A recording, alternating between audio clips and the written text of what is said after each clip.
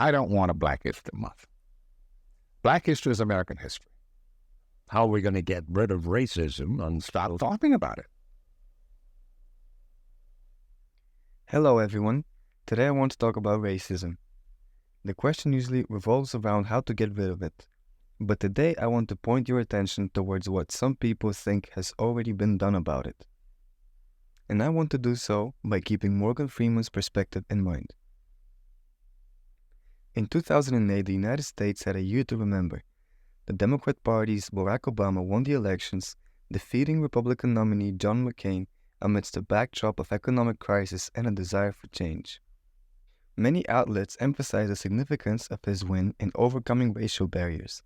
BBC called him the first Black president of the United States, CNN called him the first African American to win the White House, and the New York Times celebrated him as the country's first Black chief executive. However, not everyone felt that way.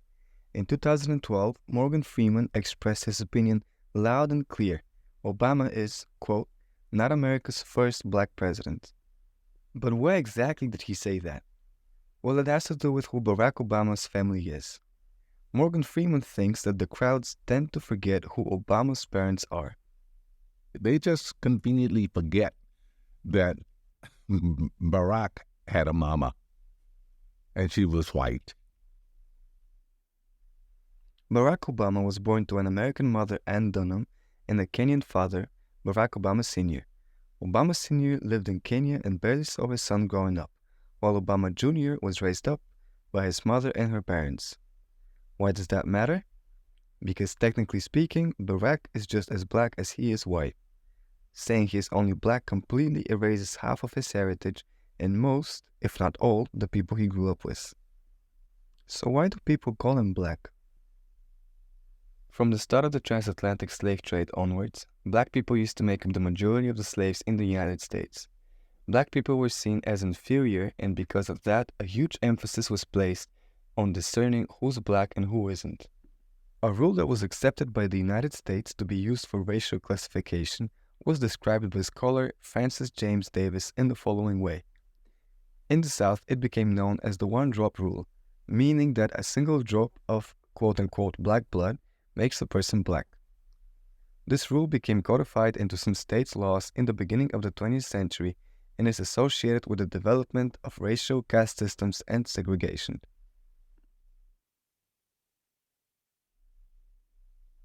When scholar Jordana Belkin dives into the study of colors used in art, she finds 1892 instructions for strict separation of the races as described by Mr. Olds. If you paint, Olds wrote, so one could not tell whether a Black or white person were intended, then wherein lies the merit of your portrait?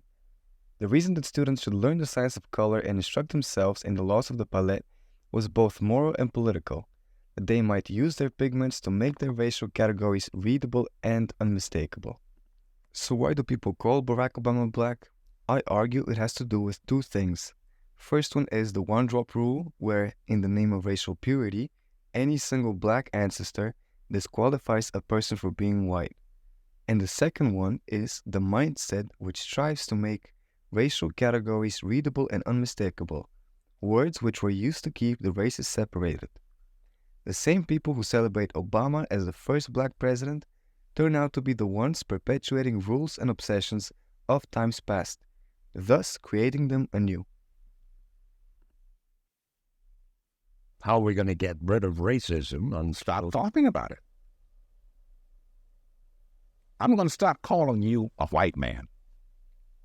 Yeah. And I'm going to ask you to stop calling me a Black man. I know you as Mike Wallace. You know me as Morgan Freeman. And who do you know this person as?